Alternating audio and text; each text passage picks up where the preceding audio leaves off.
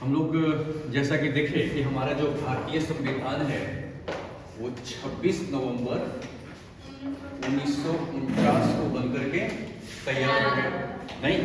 और याद रखिएगा कि इस दिन हमारी संविधान क्या हुई है, बनकर के तैयार हुई। तो इस दिन को पता है हम लोग विधि दिवस के रूप में मनाने लगे। हाँ, इस दिन को विधि दिवस बोलते हैं। जैसे याद करिएगा कि 15 अगस्त को हमारा देश आजाद हुआ था, तो उस दिन को हम क्या कहते हैं, स्वतंत्रता दिवस नहीं। और 26 जनवरी 1950 को हमारा संविधान क्या हुआ, लागू हुआ। 1950 को लागू हुआ, तो 26 जनवरी को हम लोग किस दिवस के रूप में, हाँ, गणतंत्र दिवस के रूप में मनाने लगे नहीं।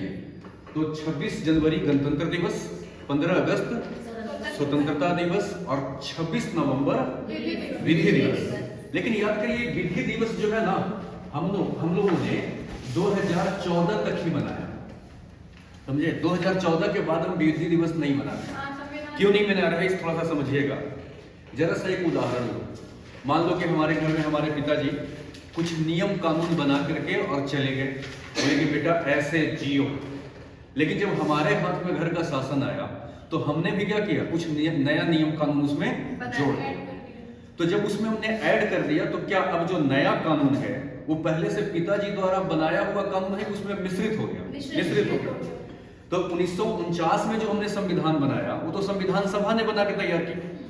लेकिन जब 50 के बाद जब हमारा संसद अस्तित्व में आया, तो जब नई सरकार आने लगी, जैसे पहले प्रधानमंत्री कौन बने, पंडित जवाहरलाल नेहरू। उन्होंने 1951 में संविधान का क्या कर दिया, संशोधन कर दिया और उसमें क्या किया, चेंज किया। तो अब संविधान का रूप क्या होने लगा, बदलने लगा नहीं। तो 2014 में फटा पोस्टर निकला हीरो नहीं, एक नया प्रधानमंत्री के रूप में आया। फटा पोस्टर निकला हीरो का मतलब क्या, इसके पहले क्या था कि हमेशा कांग्रेस की पोस्टर इस देश पर लगी हुई थी नहीं। हमेशा प्रधानमंत्री कौन सा पार्टी से बन रहा था, कांग्रेस कांग्रेस कांग्रेस कांग्रेस। तो पूरी पोस्टर कांग्रेस की। अचानक से पोस्टर फटी और उसमें से एक हीरो निकला। कौन निकले, नरेंद्र मोदी। और भारत का प्रधानमंत्री का जो पद है वो नरेंद्र मोदी जी ने संभाला। कब संभाला, 2014 में पहली बार बना। तो अगला साल 2015 में ही इन्होंने क्या किया, एक नया चेंज किया और 26 नवंबर 1949 को उन्होंने कहा कि संविधान बनी थी, इसलिए 26 नवंबर को किस दिवस में मनाना चाहिए, संविधान दिवस के रूप में मनाना चाहिए। तो अब हम 2015 से क्या मनाने लगे, बताओ, संविधान दिवस। हम संविधान दिवस इसको बनाना शुरू करें। तो ये जो हमारा है ये संविधान बनने की प्रक्रिया रही। अब जरा सा एक चीज और समझेंगे हम लोग, ध्यान से इस चीज को देखिएगा कि ये जो हमारी संविधान बनी है ना, शुरू में क्या किया गया था, 22 भाग, कितने भाग में लिखा गया संविधान, 22 भाग, 395 अनुच्छेद और 8 अनुसूचियां। कितने अनुसूची, 8 अनुसूचियां लिखी गई, ठीक है। शुरू में 8, इसमें बार क्या हुआ, चेंज आता गया। अब जैसे देखिए 22 भाग का मतलब समझ रहे हैं, 1 2 नहीं, 3 4 नहीं, 5 6 ऐसे करके 14 है ना, 22 बीच में कहीं 9, ऐसे टोटल कितने भाग बनाए गए, 22 भाग थे। लेकिन जरा सा देखिएगा कि जो भाग 9 था और ये जो भाग 4 था, तो भाग 4 को में क्या किया गया, 42वें संविधान संशोधन 1976 में क्या किया गया, एक नया भाग बना दिया गया और ये भाग को कर दिया गया 4 का क्या, ए। तो 4 का ए जो है वो एक नया भाग जोड़ दिया गया, कब, 1976 में 42वें संविधान संशोधन द्वारा। वैसे ही भाग 9 के अंदर में नहीं, 74वें संविधान संशोधन किया गया, ये किया गया 1992 में, ठीक है। और यहाँ पे एक नया भाग बना दिया गया 9 का ए, और 14 का जो भाग है उसको भी 42वें संविधान संशोधन 1976 द्वारा एक नया जोड़ा गया और हो गया भाग 14 का ए। तो 3 भाग और नए आ गए, तो टोटल भाग की संख्या अब कितनी हो गई, 25। अब हो गई 25 भाग। 3 भाग और बढ़ गया ना, क्या बढ़ा, तो 4 के अंदर में क्या था, नीति निर्देशक तत्व लिखा हुआ था और इसके पहले मौलिक अधिकार लिखा हुआ है। तो हमारा ऐसा स्टैंड था कि हमने कुछ आपको अधिकार दिया, तो अधिकार के साथ साथ हमेशा कर्तव्य भी साथ चलता है। जैसे वैद्य मानो कि तुम्हारे पिताजी ने आपको अधिकार दिया, क्या दिया कि बेटा हम जो भी कमा रहे हैं या घर बना रहे हैं वो सब किसका होगा? तुम्हारा ही होगा। तो पिताजी के हर चीज पर अधिकार किसका है? आपका। तो पिताजी के प्रति आपका कर्तव्य है कि नहीं? अगर उनको प्यास लगे तो पानी ले जा करके दो, अगर उनको बुढ़ापा आ जाए तो सहारा दो।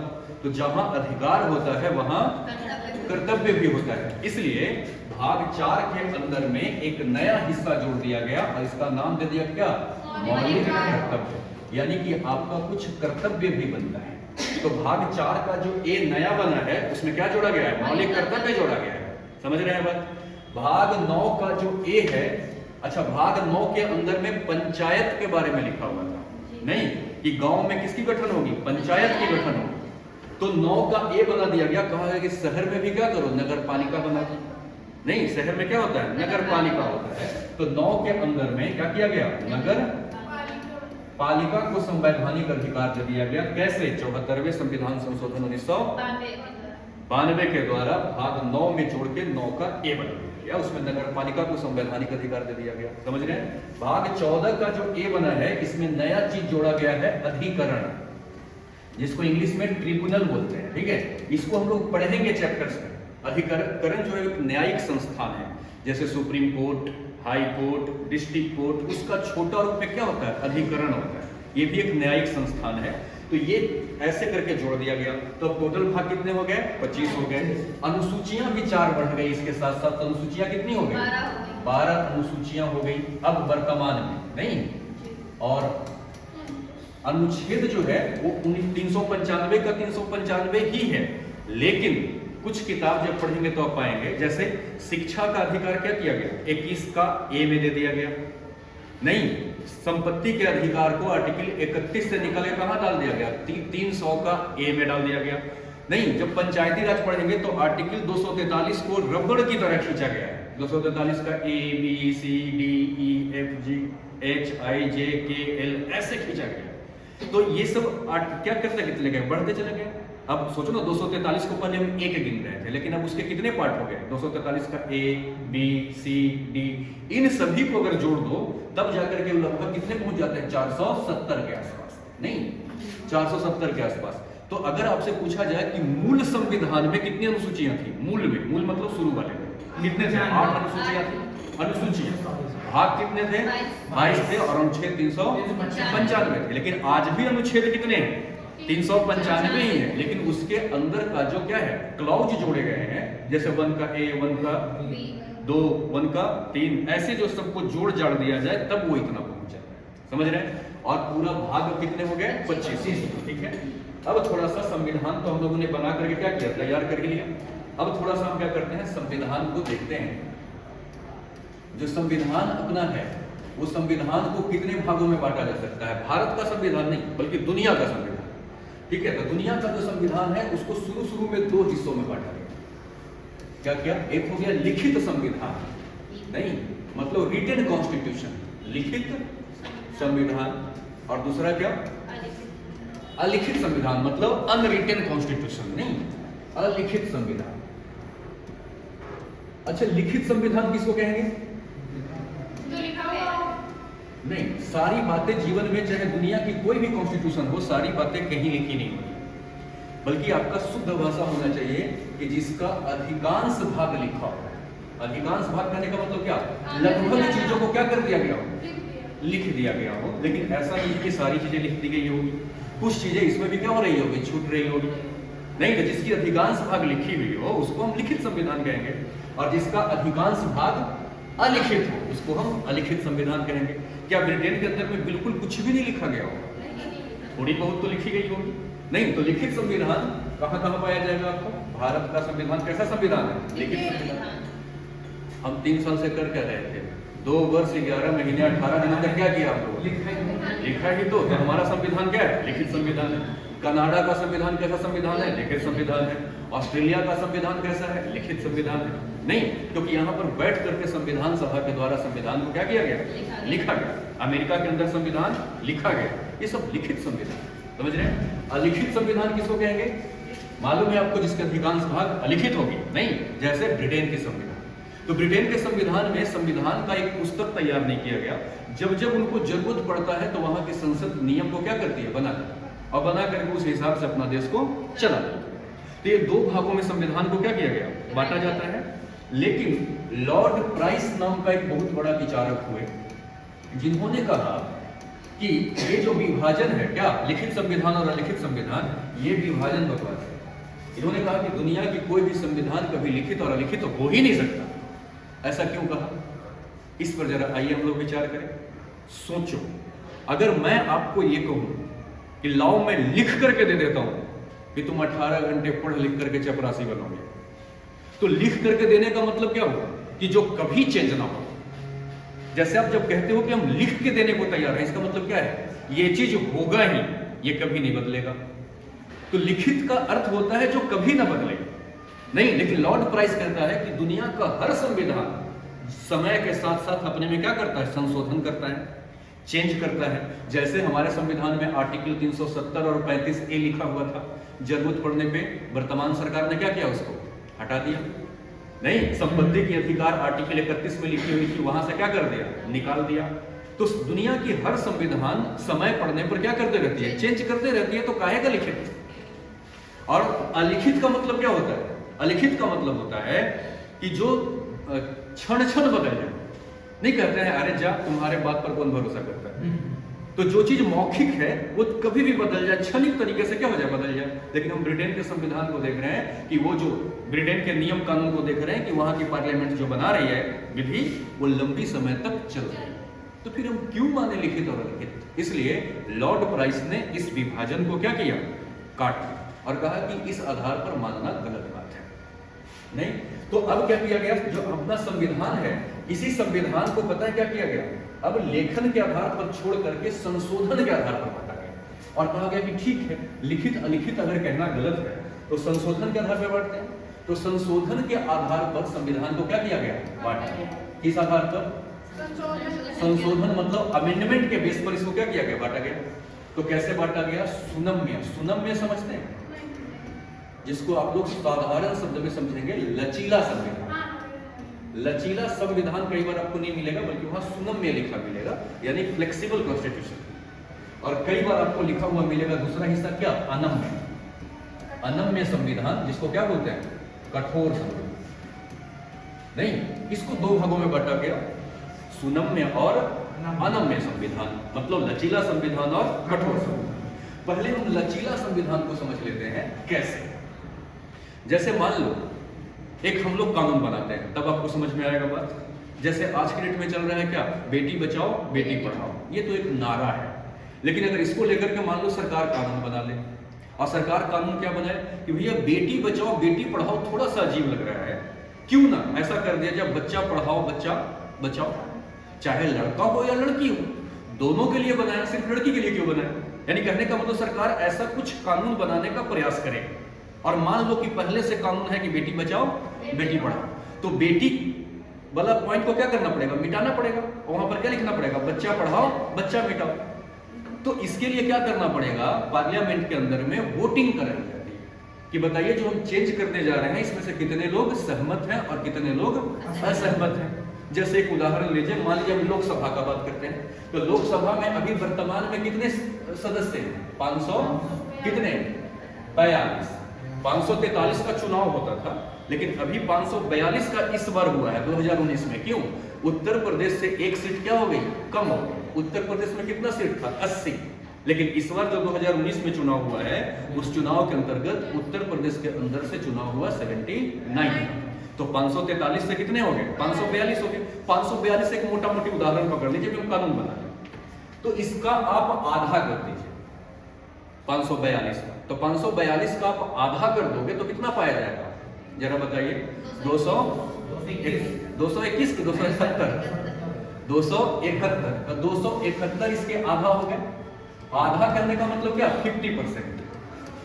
आधा से कम क्या, एक ज्यादा, तो 50% + 1 तो कितना हो जाएगा, 272। अगर 272 लोगों ने कह दिया कि हाँ बदल दो, और 270 लोग ने कहा कि ना ना बेटी ही बचाओ और बेटी ही पढ़ाओ, हम बदलने के साथ सहमत नहीं है, तो बताओ कि यहां पर जो वोटिंग होगी, नहीं तो वोटिंग कैसे हो रही है, 50% + 1 यानी आधा से ज्यादा क्या बोले, बदल दो। तो तो ये कानून अगर बदल दी गई इस वोटिंग के आधार पर, तो इसको कहा जाता है क्या चीज, सुनम। मतलब ये क्या हो गया, साधारण बहुमत। तो साधारण बहुमत किसको कहते हैं, जब 50% + 1 से चेंज किया। मतलब आधा से अगर एक आदमी भी अगर हाँ कह दिया तो वो कानून में क्या हो जाएगा, बदलाव हो जाएगा। तो उसको क्या कहेंगे, इस बहुमत को साधारण बहुमत और इस प्रक्रिया को सुनम। समझ रहे हैं? अच्छा, कठोर प्रक्रिया क्या होता है, इसको जरा समझिए। अनम्य क्या होता है, इसको समझिए। अनम्य में क्या होता है कि जो मतदान देने वाले लोग खड़े हुए, जैसे मान लेते हैं, पकड़ लेते हैं मोटा मोटी कि अभी 543 लोग हैं, भाग देने में आसान होगा इसलिए, ठीक है। 543 लोग हैं, तो इसका आधा नहीं बल्कि 2/3, मतलब कुल वोट देने वाले का कितना, 2/3 बहुमत हाँ होना चाहिए। जैसे अगर 3 से आप इसको भाग दे दोगे तो कितना जाएगा, 181, और 181 में 2 से मल्टीप्लाई कर दोगे तो कितना हो जाएगा, 362। सोचो यहां पर कितने से चेंज हो गया, 272 से ही चेंज हो गया, लेकिन यहां पर कितना चाहिए, 362 लोग हाँ कहेगा तब चेंज होगा। अगर 361 लोग भी हाँ कह दिया तो चेंज नहीं होगा। तो प्रक्रिया ये हार्ड है कि ये हार्ड है, क्योंकि इसमें ज्यादा लोगों को हाँ करवाना पड़ेगा, तो ज्यादा लोगों को मनाना पड़ेगा, तो ये प्रक्रिया क्या हो जाएगी, कठोर हो जाएगी नहीं। और इसके साथ साथ इसमें क्या है कि आधा से एक ज्यादा मनाना है, तो ये साधारण बहुमत, और ये जो बहुमत है, इस बहुमत को क्या कहा जाता है, विशेष बहुमत। तो जहां पर भी विशेष बहुमत की बात हो, इसका मतलब कुल मतदान देने वाला का कितना, 2/3। कुल मतदान देने वाला का 2/3 अगर एग्री हो रहा है तब चेंज हो, तब इस बहुमत को क्या कहेंगे, विशेष बहुमत, और इस प्रक्रिया को अनम्य प्रक्रिया। इसके साथ साथ इसी में अनम्य में भी एक पॉइंट और रहता है कि इतना बहुमत तो हाँ कहना ही चाहिए। इसके साथ साथ भारत में टोटल कितने राज्य हैं, 28, तो 14 राज्य को भी हाँ बोलना पड़ेगा, यानी 2/3 बहुमत और प्लस क्या, आधा राज्य। तो कुछ कानून को हम इस माध्यम से क्या करते हैं, चेंज करते हैं, कुछ कानून को हम इस माध्यम से चेंज करते हैं, और कुछ कानून को हम इस माध्यम से चेंज करते हैं। जैसे जैसे आर्टिकल आता जाएगा वैसे वैसे हम बताते जाएंगे कि इसमें अगर चेंज होगा तो कौन सा प्रक्रिया से चेंज होगा। तो हमारे यहाँ टोटल कितने प्रक्रिया, 3 प्रक्रिया। नहीं, देखिए ये दोनों को इकट्ठा क्या कहा जाता है, कठोर ही माना जाता है। तो ये क्या है, अनम्य, क्योंकि इससे तो ये और ज्यादा कठोर हो गया ना, नहीं समझ रहे। तो सुनम्य और अनम्य, इस आधार पर संशोधन के आधार पर क्या किया गया, बताइए। संशोधन के आधार पर संविधान को कितने हिस्से में बांटा गया, 2 हिस्सों में। कौन-कौन सा, अनम्य और सुनम्य। लेकिन बहुमत कितने प्रकार का, बहुमत 3 प्रकार का, साधारण बहुमत, विशेष बहुमत और विशेष बहुमत प्लस आधे राज्यों की सहमति। ये 3 प्रकार से क्या होता है, बहुमत करा के कानून में चेंज किया गया। तो संशोधन के आधार पर संविधान को बांट दिया गया। अब संविधान को संशोधन के साथ साथ शक्ति के आधार पर भी बांटा गया। किस आधार पर, शक्ति के आधार पर अब बांटते हैं, यानी पावर के बेस पर बांटते हैं। तो शक्ति के आधार पर जो संविधान को बांटा गया है, इसको भी 3 हिस्सों में बांटा गया है। कौन कौन सा, एक है संघात्मक संविधान, क्या, संघात्मक, परिसंघात्मक, परिसंघात्मक, और तीसरा है अपना क्या, एकात्मक।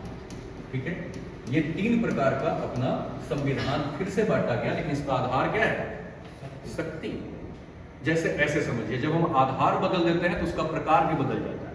जैसे मैं आप लोगों को कहूं कि पूरा क्लास जो है वो लिंग के आधार पर बट जाओ, तो कितना हिस्सा बनेगा, 2, लड़की एक तरफ, लड़का एक तरफ। तो जब हमने बांटने का आधार लिंग रखा तो प्रकार 2 हो गया। हम अब बांटने का आधार को बदल देते हैं, बांटने का आधार बदल देते हैं, क्वालिफिकेशन कर देते हैं। तो 12th पास एक तरफ, ग्रेजुएशन पास एक तरफ, ग्रेजुएशन वाले एक तरफ, एमए वाले एक तरफ। तो ये कई हिस्सा बन जाएगा, क्योंकि बनाने का हमने आधार क्या किया, बदल दिया। तो जब आधार बदलते हैं तो उसका टाइप भी बदल जाता है, समझ रहे हैं। तो जैसे हमने इसके पहले संशोधन का आधार रखा, अब किसका आधार रख रहे हैं, शक्ति का आधार। तो शक्ति के आधार पर संविधान को बांटते हैं तो 3, संघात्मक, परिसंघात्मक और एकात्मक। ये बात बड़ा आसानी से आपको समझ में आएगा एक एग्जाम्पल के माध्यम से। जैसे एक एग्जाम्पल ले लेते हैं, जैसे देखो एस और एस, एस ए, इन दोनों को पहले मैं आपको समझा दूं, आपको समझ में आ जाएगा। एस का यहां पर मैं मतलब रखा हूं सलीम खान, नहीं, और एस का मतलब रखा हूं सलमान खान। सलीम खान और सलमान खान ये पिता हैं और ये पुत्र हैं। सलीम खान के लड़के हैं सलमान खान। अब सलमान खान जब सलीम खान के घर में पैदा हुआ होगा तो क्या ऊपर से कंडीशन लगाया होगा फोन करके कि पापा आपके यहाँ पैदा होने वाला हूँ, लेकिन पैदा होने का एक शर्त है, जीवन भर आप मेरी बात मानोगे और अगर नहीं मानोगे तो दूसरे के यहाँ पैदा हो जाते हैं। ऐसा हुआ होगा। सबसे पहली बात कि यहाँ पर किसी तरह का कोई कंडीशन था कि नहीं था? यहाँ पर किसी तरह का कोई कंडीशन या समझौता नहीं है। पैदा होना है तो होना है। और इसके बाद अगर सलमान खान के बात को सलीम खान न माने तो क्या सलमान खान कहेगा कि मैं जा रहा हूं दूसरा पापा लाने? नहीं। यानी यहाँ पर रिश्ता कभी टूट भी नहीं सकता, न रिश्ता टूटेगा और न कोई समझौता है। समझ रहे हैं? क्योंकि हमेशा ये रिश्ता बरकरार रहेगा। ठीक है, यहाँ पर हमने जो मतलब लिया है वो है सलमान खान। समझ में आ रहा है एग्जाम्पल? नहीं, पिता और पुत्र के बीच में एक ऐसा संबंध है जहां न तो कोई समझौता होता है और न अलग होने का कोई प्रावधान होता है। अगर आप अलग खाना बना करके खाने भी लगो, घर भी बना लो, तो भी पुत्र उसी का कहलाओगे, चाहे कुछ भी हो जाए, क्योंकि यहाँ रिश्ता टूटने का कोई रास्ता नहीं है। समझ रहे हैं? यहाँ पर सलमान, और इसका हम एग्जाम्पल लेते हैं ऐश्वर्या राय का, और यहाँ पे एग्जाम्पल लेते हैं अभिषेक बच्चन का। जरा सा देखो, ये दोनों पहले साथ में थे और दोनों शादी करने के लिए जीने मरने का कस्में भी खा रहे थे। तो यहां पर भी एक संबंध था, लेकिन यहां पर जो संबंध है वो कंडीशनल संबंध था कि तुम हमें खुश रखोगे तो तुम्हारे साथ रहूंगी, नहीं तुम हमारे बात मानोगे तब यहां पर रहूंगी, हमारे जरूरतों को पूरा करोगे तब यहां पर रहूंगी। नहीं, मतलब यहां पर समझौता है कि नहीं, ये बताओ। यहां पर समझौता है, और अगर नहीं मानोगे तो दूसरी गाड़ी हमारे लिए इंतजार कर रहा है। नहीं तो इसका मतलब क्या है कि यहां से रिश्ता तोड़ूंगी और यहां चली जाऊंगी। तो क्या इसके साथ भी, क्या इसके साथ भी कैसा रिश्ता है? समझौता है कि नहीं? शादी क्या एक समझौता है। अगर बात मानोगे तो ठीक, नहीं तो डिवोर्स का भी एक प्रक्रिया है, कोई और भी वेट कर रहा है। नहीं तो स्थिति क्या है? जरा सा अब इसको जरा सा आप जोड़िए यहाँ पर। सलीम खान को थोड़ा सा केंद्र कर दीजिए और सलमान खान को क्या कर दीजिए? राज्य कर दीजिए। जैसे भारत हमारा क्या है? केंद्र है, और राज्य क्या है? उत्तर प्रदेश, बिहार, ऐसे राज्य। तो जैसे सलमान खान सलीम के खान के साथ जुड़े हुए हैं, वैसे 28 राज्य किससे जुड़ा हुआ है? केंद्र से जुड़ा है। लेकिन जब राज्य और केंद्र के बीच में शक्ति का बंटवारा तो हो, बंटवारा होना समझते हैं, यानी कुछ पावर तुम्हारे पास, कुछ पावर इसके पास, तो जहां पे शक्ति का बंटवारा हो लेकिन उसमें कोई समझौता ना हो, उसके बाद अलग होने का भी अधिकार ना हो, तो वैसे संविधान को जो पकड़ के रखता हो, जो अलग नहीं जाने देता हो, नहीं ऐसा संविधान जो कहता हो कि राज्य हमसे फूट के अलग नहीं हो सकता, तुम्हारा बात केंद्र सरकार माने या ना माने, तुमको रहना पड़ेगा कहां? उसी देश में, केंद्र के साथ जुड़ करके। तो समझ जाओ संविधान कैसा है? संघात्मक संविधान। ठीक है, तो संघात्मक संविधान का मतलब यहाँ विखंडन नहीं हो सकता, राज्य अलग नहीं हो सकते, उसको भारत में ही रहना पड़ेगा। उदाहरण ले लीजिए भारत का, उत्तर प्रदेश के अंदर में चलो ये बीजेपी की सरकार है, राजस्थान के अंदर में भी सरकार किसकी है? कांग्रेस की, और केंद्र में सरकार किसकी बैठी है? बीजेपी की, मोदी जी बीजेपी, और वहां कांग्रेस। अब कांग्रेस सरकार कुछ डिमांड करे वहां से, किससे? केंद्र से, कि हमें ये दो, मोदी जी मना कर देंगे, तो क्या कहेगा कि राजस्थान की बाउंड्री देख लो किससे लगती है? पाकिस्तान से, मैं जा रहा हूं पाकिस्तान में मिलने। ऐसा वो नहीं कर सकता। अगर ऐसा कहेगा तो आर्मी भेज करके उसको कंट्रोल कर लेंगे। क्यों? क्योंकि हमारा संविधान कैसा है? संघात्मक है, जबरदस्ती पकड़ करके। समझ रहे हैं? तो यहां पर इजाजत नहीं है। क्लियर है? इसका पहचान क्या है कि हमारे यहाँ एक ही संविधान होगा और उसी संविधान से हमारा केंद्र भी चलेगा और राज्य भी चलेगा। एक ही झंडा होगा, यानी तिरंगा अगर केंद्र सरकार फहरा रही है तो राज्य सरकार को भी तिरंगा ही फहराना पड़ेगा। समझ रहे हैं? तो ऐसे संविधान को हम क्या कहेंगे? संघात्मक संविधान कहेंगे। क्लियर है? या दिक्कत? अब आइए परिसंघात्मक संविधान के ऊपर, इसको जरा समझते हैं। यहाँ पर अलग होने का इजाजत है कि नहीं है ना? तो यहाँ पर क्या करिए, सलमान खान साहब को क्या मान लीजिए? केंद्र मान लीजिए, और इन लोगों को, इनको क्या मान लीजिए? राज्य मान लीजिए। तो जहां पर केंद्र और राज्य जो है वो जुड़ा हुआ हो, शक्ति का विभाजन यहां भी होगा, कुछ पावर इसके पास, कुछ पावर इसके पास, कुछ पावर इसके पास, बोलिए, कुछ पावर इनके पास, कुछ पावर इनके पास, यहां भी शक्ति का विभाजन है, लेकिन यहां समझौता है। कि तुम्हारे साथ हम तभी तक रहेंगे जब तक तुम हमारे शर्तों को मानोगे, और नहीं तो हम अलग चले। तो यहाँ टूटने की इजाजत होती है। इसको ऐसे संविधान को क्या कहेंगे? परिसंघात्मक। जैसे अमेरिका का संविधान कैसा संविधान था? परिसंघात्मक संविधान था। मतलब अमेरिका में टोटल कितने राज्य हैं? 50। यूएसए के अंदर, यूएसए के अंदर में 50 राज्य हैं। उन सभी राज्यों को अलग होने का अधिकार था, और अलग होने के लिए वो मचल भी रहे थे, लेकिन केंद्र सरकार वहां पर अपने राज्यों के साथ ही युद्ध किया, और युद्ध कर करके और परिसंघात्मक लक्षण को क्या किया? संघात्मक में बदल दिया। लेकिन वहां के संविधान में लिखा हुआ क्या है? परिसंघात्मक। वो युद्ध करके नहीं, लड़ाइयां करके नहीं, उनको दबा करके अपने पास रख लिए और उसका लक्षण क्या कर दिए? संघात्मक कर दिए, लेकिन लिखा हुआ परिसंघात्मक। समझ रहे हैं? तो राज्यों को जहां अलग होने का इजाजत होगा वो क्या होगा? परिसंघात्मक। समझ गए? एकात्मक संविधान किसको कहते हैं? जहां पे शक्ति का भी, अच्छा देखो, शक्ति का विभाजन यहाँ है कि नहीं? यहाँ पर शक्ति का विभाजन है कि नहीं? कुछ पावर केंद्र के पास, कुछ पावर राज्य के पास। इन दोनों के पास शक्ति का विभाजन होता है। शर्त यहाँ है, बस यह है कि यहाँ समझौता नहीं है, यहाँ समझौता है। एकात्मक संविधान के अंदर में क्या होता है? सारी शक्ति एक ही जगह पर चली जाती है। यहाँ पर शक्ति का विभाजन होता ही नहीं, बल्कि राज्य की भी शक्ति छिन जाती है। किसके तरफ? केंद्र की तरफ। जब सारी शक्ति का उपभोग केंद्र सरकार करे और राज्य की सारी शक्तियों को क्या करे? छीन ले नहीं, या राज्य को शक्ति दे ही ना, सारी शक्ति एक पॉइंट पर, तो उसको क्या कहेंगे? एकात्मक संविधान। समझ गए? नहीं समझ में आया? ये संविधान का कुछ क्या है? लक्षण। जैसे अभी आप उदाहरण लीजिए, आप लोग का जिंदगी कैसा, किस संविधान के तहत गुजर रहा है? भारत ने पारिवारिक संविधान को माना। सारा शक्ति पापा चला रहे हैं कि तुम्हें भी कुछ पावर दिए कि चलो भाई घर का कुछ नियम कानून तुम भी बदल लो, ऐसा कुछ अधिकार है? सारा शक्ति किनके पास? पापा के पास। वो कह रहे हैं बैठो तो बैठो, खाओ तो खाओ, कोचिंग जाओ तो जाओ, नहीं जाओ तो ना जाओ। एक ही आदमी पूरे शक्ति का उपभोग कर रहा है, और उसके अंदर जीने वाला व्यक्ति उसी शक्ति के अंदर में क्या हो रहा है? नहीं, अपनी जिंदगी गुजार रहा है। तो ऐसे संविधान को क्या कहेंगे? एकात्मक। समझ रहे हैं? अब जरा सा हम थोड़ा सा इसको भारतीय दृष्टि में देखें। एकात्मक और परिसंघात्मक और संघात्मक संविधान के लक्षण तो समझ गए। अब थोड़ा सा हम समझें भारत के बारे में। भारत की संविधान कैसी है ये बताओ।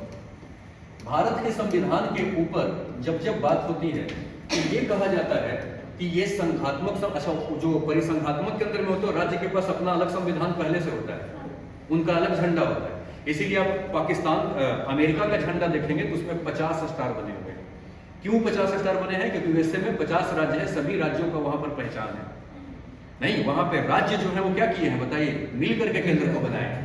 समझ रहे हैं? तो एक बात बताओ, परिसंघात्मक संविधान के अंदर में राज्य को मिटाया जा सकता है क्या? परिसंघात्मक नहीं मिटाया जा सकता। अगर उस पर दबाव बनाओगे तो वो अलग हो जाएगा। इसका मतलब राज्य कभी विनाश नहीं होगा। लेकिन सब राज्य अगर टूट जाए तो विनाश कौन हो जाएगा? केंद्र विनाश हो जाएगा। इसीलिए परिसंघात्मक संविधान को कहा जाता है अविनाशी राज्यों का विनाशी केंद्र। मतलब जो राज्य कभी विनाश नहीं करेगा, मतलब राज्य कैसा? अविनाशी, और केंद्र तो विनाश हो जाएगा ना। इसीलिए क्या कहा जाता है? अविनाशी राज्यों का विनाशी केंद्र। अच्छा, परिसंघात्मक में क्या है? जब चाहेगी तब केंद्र सरकार राज्य को क्या करेगी? तोड़ देगी। तो इसका मतलब क्या है? कि विनाशी राज्यों का अविनाशी केंद्र। ये समझ में आ रहा है? अब भारत के संविधान के ऊपर बात करें। भारत का संविधान संघात्मक है कि एकात्मक है कि परिसंघात्मक है? भारत का संविधान को किसके अंदर में रखोगे? संघात्मक। अच्छा, आप लोग को कल्पना पावर आप लोगों का ठीक है? इमेजिन थोड़ा ठीक ठाक से कर लेते हो? इमेजिनरी पावर ठीक ठाक है? आप अपने आप को ना 2018 के पहले ले चलो, कल्पना करो। चलो 2015 में ले चलते हैं अपने आप को।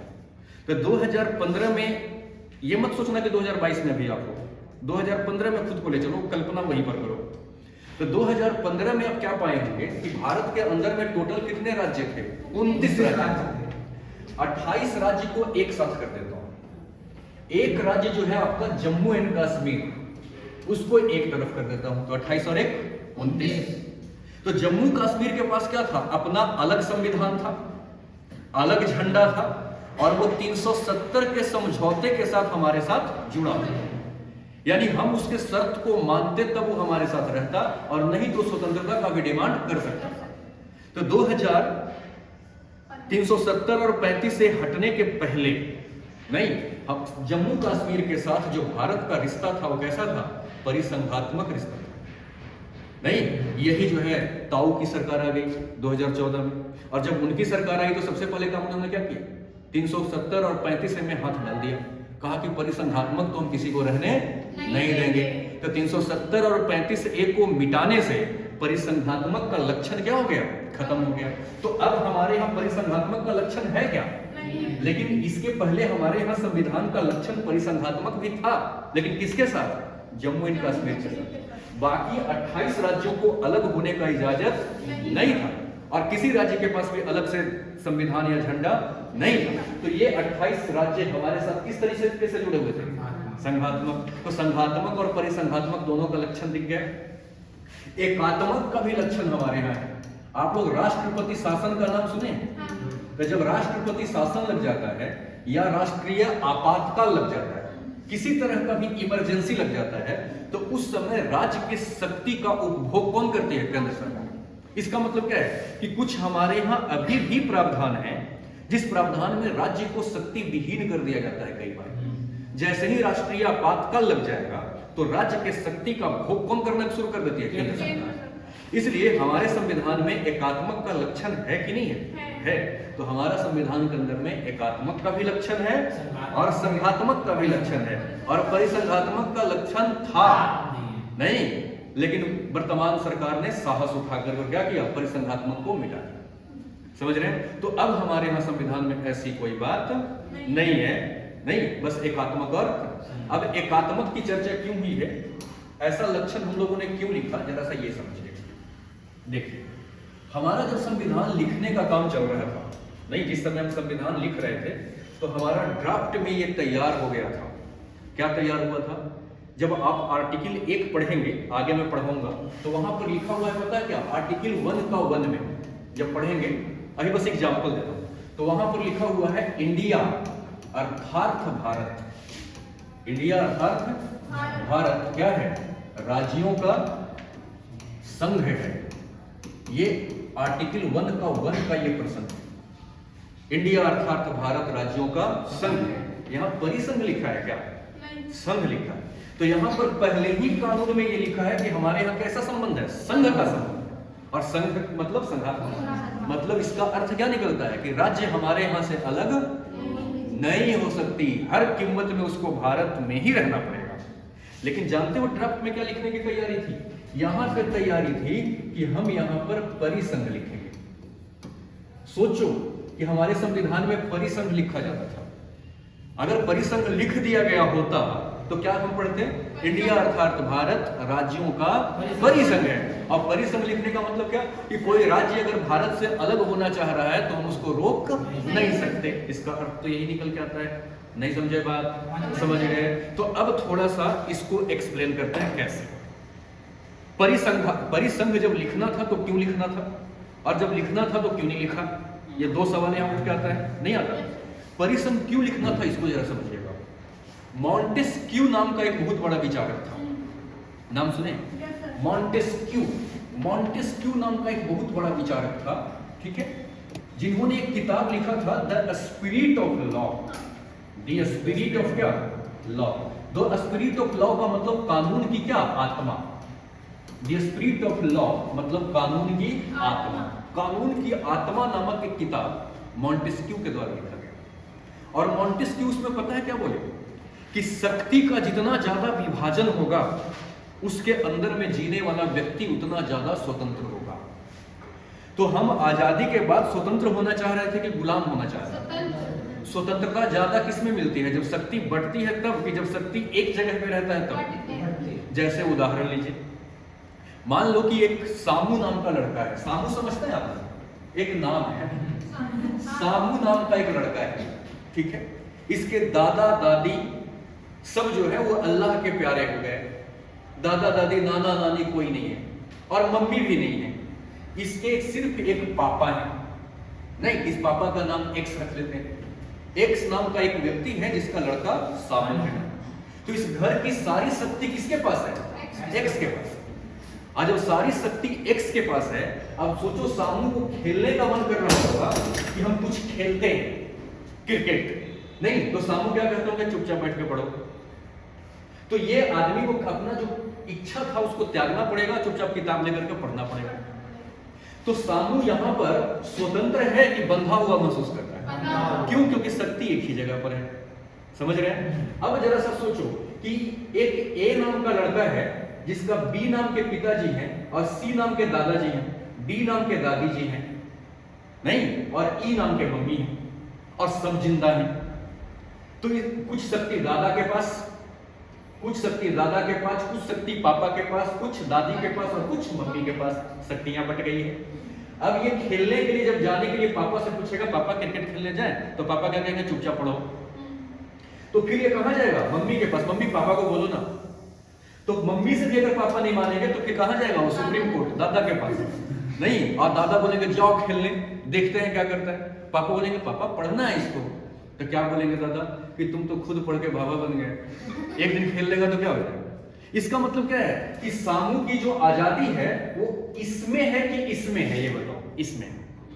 तो जितनी ज्यादा शक्तियां बटेगी उसके अंदर में जीने वाला व्यक्ति उतना ज्यादा स्वतंत्र होगा। समझ रहे हैं? और जितना ज्यादा शक्ति एक जगह पे खड़ा होगा उसके अंदर में जीने वाला व्यक्ति उतना ज्यादा उसकी स्वतंत्रता छीन ली जाएगी, क्योंकि ये व्यक्ति तानाशाह हो जाएगा। तानाशाह समझते हैं? इसके मन में जो आएगा वो करेगा। इसीलिए स्पिरिट ऑफ लॉ में मॉन्टेस्क्यू का ये वकालत है कि अगर आप स्वतंत्रता देना चाहते हैं तो शक्ति को क्या करिए, बांट दीजिए। तो ज्यादा अच्छे से नहीं, शक्ति की बंटवारा संघ में है कि परिसंघ में है? क्योंकि परिसंघ ज्यादा आजादी किसमें है, संघ में कि परिसंघ में? परिसंघ।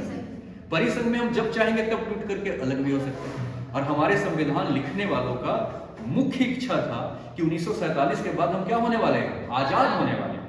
और यदि हम आजाद होने वाले हैं तो हम जनता को क्या देना चाहते हैं, स्वतंत्रता देना चाहते हैं। और स्वतंत्रता संघ से ज्यादा कहां मिलती है, परिसंघ में मिलती है। इसलिए हमारा संविधान लिखने वाले क्या लिखने वाले थे, परिसंघ लिखने वाले थे, क्योंकि उनको स्वतंत्रता ज्यादा देना था। सवाल है कि जब परिसंघ लिखने वाले थे तो लिखा क्यों नहीं? परिसंघ क्यों लिखने वाले थे, समझ में आ गया? आजादी उसमें ज्यादा है, राज्य को भी स्वतंत्रता उसमें ज्यादा मिलेगी, तो फिर लिखे क्यों नहीं, ये भी एक सवाल है। तो देखिए इन्होंने लिखा क्यों नहीं। संविधान लिखने की प्रक्रिया कब से शुरू हुई थी? 1946 से 1949 तक, और इसी बीच में 15 अगस्त 1947 यही तो आएगा। इसका मतलब ये संविधान बनकर के तैयार नहीं हुआ था, संविधान बनने की प्रक्रिया चलती रही थी। और इसी बीच हमारा देश आजाद हुआ, और आजाद एक ऐसा गाल पे तमाचा मारा, आजादी इतनी जोरदार तमाचा हमें मारा कि परिसंघ लिखने का हमने इच्छा ही छोड़ दिया। कैसे तमाचा मारा कि ये सिर्फ आजादी ही नहीं मिली बल्कि हमारा देश दो टुकड़ों में टूटा भी। और जब दो टुकड़ों में टूटा तो इतना प्यार से नहीं टूटा, यहां मार पीट, दंगा, बलात्कार जैसे लाखों घटनाएं हुई। और जब हम मुसलमानों को आसानी से बांट करके एक हिस्सा दे दिए, नहीं तो जो सिख संप्रदाय के लोग हैं, कहां वाले, पंजाब क्षेत्र वाले, वो कहते थे कि हमें भी अलग देश दो। जब मुसलमानों को दिया तो हमें भी दो, और हमें कौन सा देश चाहिए, खालिस्तान चाहिए। तुम अगर मुसलमानों को पाकिस्तान दिए हो, हिंदुओं को हिंदुस्तान दिए हो, तो हम सिखों को खालिस्तान दो, हम भी अलग देश बनाएंगे। कोने कोने से संविधान लिखने वालों को लगा कि अरे एक टूटा तो पीछे से और मांग होने लगा। अगर हम सच में परिसंघ लिख दिए तब स्थिति ऐसा होगा कि अगर कोई अलग होने की मांग करेगा तो उसको हम रोक भी नहीं सकते, क्योंकि परिसंघ का डिबेट ही यही है कि वो अलग हो सकता है, और हम देश की हमारी अखंडता खराब हो जाएगी, देश की एकता टूट जाएगी। इसलिए परिसंघ जो हम लिखने वाले थे वो नहीं लिखना होगा, बल्कि इन लोग जो अलग होने की बार बार डिमांड कर रहे हैं इनको जबरदस्ती पकड़ के भारत में रखना पड़ेगा। और ये कहां पर मिलेगा, संघ। तो ये अगर आजादी नहीं हुई होती और उसी के साथ अगर ये विभाजन नहीं हुआ होता तो शायद हमारे संविधान का लक्षण कैसा होता, परिसंघ। लेकिन पाकिस्तान का टूटना नहीं, एक सबक मिलना, और हमें ऐसा लगा कि अब कोने कोने से अलग मांग उठेगा, नहीं, उसी को रोकने के लिए हम लोगों ने क्या किया, संघ लिखा। क्लियर है? तो भारत में संघ क्यों लिखा गया ये तो समझ गए कि नहीं समझे? परिसर में लिखा जाना था लेकिन क्यों नहीं लिखे, ये भी समझ गए? समझ गए? अब देखिएगा, ये जो अपनी संविधान है, इस संविधान पर कुछ प्रश्न चिन्ह है। कैसे प्रश्न चिन्ह है ये देखिए। आलोचना समझते हैं, अपने संविधान के ऊपर कुछ शिकायत, आलोचना है। कुछ लोग इसका क्या करते हैं, शिकायत करते हैं कि भारत की जो संविधान है वो बकवास है। और उनकी पहला आलोचना क्या है, सो देखिए। पहली आलोचना में ये कहते हैं कि ये वकीलों का संविधान है, वकीलों का संविधान। अब इसको समझते हैं थोड़ा आराम से तो आपको समझ में आ जाएगा। इसको वकीलों का संविधान क्यों कहा गया, ये देखिएगा। जैसे मान लो कि इनके गाल पर जोरदार तमाचा उन्होंने मारा, पूरे जोरदार तरीके से, नहीं, और ये कोर्ट में क्या करने के लिए गई, न्याय मांगने गई कि उसको सजा दो। अब कोर्ट में बहस छिड़ गया, तो बहस जो छिड़ता है वहां पर वो कानूनी बहस होता है कि भावनात्मक बहस होता है, वहां तो कानूनी बहस होगी। और संविधान की भाषा ऐसी है, भाषा ऐसी है कि उसको आम जनता समझ ही नहीं सकता कि इसका अर्थ क्या है, जबकि संविधान किसके लिए लिखा गया है, जनता। तो कुछ विचारकों का ऐसा कहना है कि जिसके लिए संविधान लिखा उसी को समझ नहीं आता है, तो कैसा संविधान, कैसा जनता का संविधान। इस समझ रहे हैं, यानी इस संविधान को समझने के लिए भी क्या चाहिए, वकील चाहिए जो जनता से मोटा फीस वसूल करता है। तो संविधान तुम जनता के अच्छे जीवन के लिए नहीं लिखे हो, बल्कि जनता को तो तुम लुटवा रहे हो। किससे, वकीलों से। हर चीज में उसको वकील चाहिए कानूनी मसले में। तो इतने हार्ड भाषा का इस्तेमाल क्यों किया गया जो आम जनता को समझ में नहीं आ रहा, ये एक आलोचना है। इसलिए हम कैसे माने कि भारत का संविधान जनता के लिए संविधान है। ऐसा क्यों हुआ जरा समझिएगा। एक वाक्य से, एक उदाहरण से मैं आपको अपनी बात समझा दूंगा। आप लोगों ने सुना होगा कि भगवान कृष्ण दो भाई थे, कृष्ण और बलराम। नहीं, उनकी एक बहन भी थी, सुभद्रा। समझ रहे हैं? तो सुभद्रा की शादी बलराम चाहते थे कि किससे हो जाए, दुर्योधन से हो जाए, दुर्योधन से हो जाए। और कृष्ण जानते थे कि दुर्योधन का नाश होने वाला है, इसलिए हमारी बहन की शादी किससे होना चाहिए, अर्जुन से होना चाहिए। लेकिन दुर्योधन भाई में बड़े थे और बड़े गुस्से वाले भी थे, उनको बात बात में गुस्सा आता था। समझ रहे? तो क्या हुआ कि दुर्योधन से बलराम ने शादी तय कर दिया। और जब शादी तय हो गई तब कृष्ण ने धीरे से कहा, किसे, अर्जुन को, कि तुम हमारी बहन को लेकर भाग जाओ। नहीं, अपने बहन को भगवा दिया। और जब वो भाग गए अर्जुन को लेकर के, कौन, अर्जुन लेकर के भाग गए सुभद्रा को, तो जैसे ये मामला पता चला सुबहकिन को, बलराम को, कि सुभद्रा दिख नहीं रही, तो कृष्ण से पूछा कि सुभद्रा कहाँ गई। उनको सूचना मिला कि पांडव के साथ निकल लिए। तो ये अपना हथियार हल उठाए, कौन, बलराम, और बोले चलो पांडवों को नाश करके आते हैं। कृष्णा तुम भी अपना चक्र उठाओ, काट के आते हैं पांचों को। हमारे बहन को लेकर भाग गए। इतनी साहस, इतनी हिम्मत नहीं। तो भगवान कृष्ण का जवाब देखो क्या है। भगवान कृष्ण कह रहे हैं कि अवश्य मार देना चाहिए क्योंकि ये कुल का मर्यादा का सवाल है, किंतु बहन विधवा हो जाएगी। परंतु यदि नहीं मारते तो इससे समाज में गार्जियन का जो दबाव होता है वो कम होगा और भागने की प्रथा बढ़ेगी। किंतु मारने के बाद हमारी बहन का जीवन दुखद हो जाएगा। परंतु तो ये किंतु परंतु करके इतना उलझा दिए कि बलराम ऐसे करते करते 5 मिनट में कह रहे हैं, कहना क्या चाहते हो। हमारी संविधान में इतना ज्यादा इफ और बट, किंतु परंतु का यूज हुआ है कि जैसे कृष्ण की बात को बलराम नहीं समझ पाए कि ये मारना चाह रहा है कि बचाना चाह रहा है। तो संविधान के अंदर में इफ और बट का इतना ज्यादा यूज हो गया है, नहीं, कि इसकी भाषा इतनी पेचीदा हो गई है कि जब उसे पढ़ते हैं तो सिर दर्द होता है कि ये कह क्या रहा है। तो उससे अच्छा है कि चलो वकील पकड़ लाते हैं। और वकील हमारे तरफ से बहस करने के बाद पहले कहता है कि हमें इतना मोटा रकम चाहिए। इसलिए संविधान एक तरीके से शोषक हो गया, किसका, आम जनता। ऐसा कुछ लोगों का क्या है, इस पर आक्षेप है। समझ रहे हैं? दूसरा आक्षेप क्या है कि हमारा जो संविधान है वो उधार का थैला है। उधार का थैला मतलब हमारी जब संविधान लिखी गई थी तो लगभग 60 देशों के संविधान को क्या किया गया, पढ़ा गया, और उसमें से जो काम का चीज था उसको निकाला और निकाल करके इकट्ठा पिंच करके हम लोगों ने लिखा। तो कुछ विचारकों का कहना है कि इसमें तुम्हारी सोच का है। तुमने तो 60 देशों के संविधान को क्या किया, पढ़ा, उसका निरीक्षण परीक्षण किया, और जो उसमें से काम का चीज लगा उसमें से तुमने निकाल दिया। तो ये आपकी सोच कहाँ है? आपकी सोच तो है नहीं। तो फिर हम कैसे मान लें कि ये भारत का संविधान है, बल्कि ये दुनिया के 60 देशों का संविधान है? का इसमें लक्षण मिलेगा? इसलिए तुमने उधार ले लेकर के लिखा है, इसलिए इसको उधार का थैला कहा। समझ में आ रहा है? तीसरी आलोचना, तीसरी हस्तक्षेप इसके ऊपर ये लगता है, किसके ऊपर? भारतीय संविधान के ऊपर, कि आपकी जो संविधान है वो संप्रभु संविधान नहीं है, यानी संप्रभुतापूर्ण समाज संविधान आपका नहीं है। ऐसा कैसे? सो देखो, संप्रभुता का मतलब क्या होता है?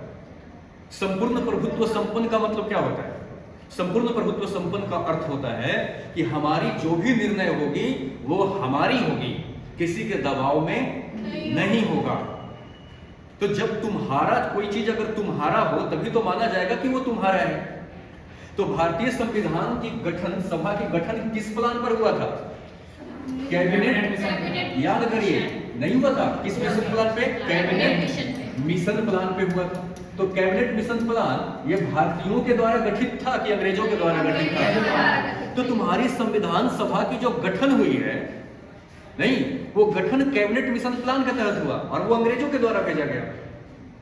तो तुम अंग्रेजों के दबाव में कैसे नहीं गठन किए?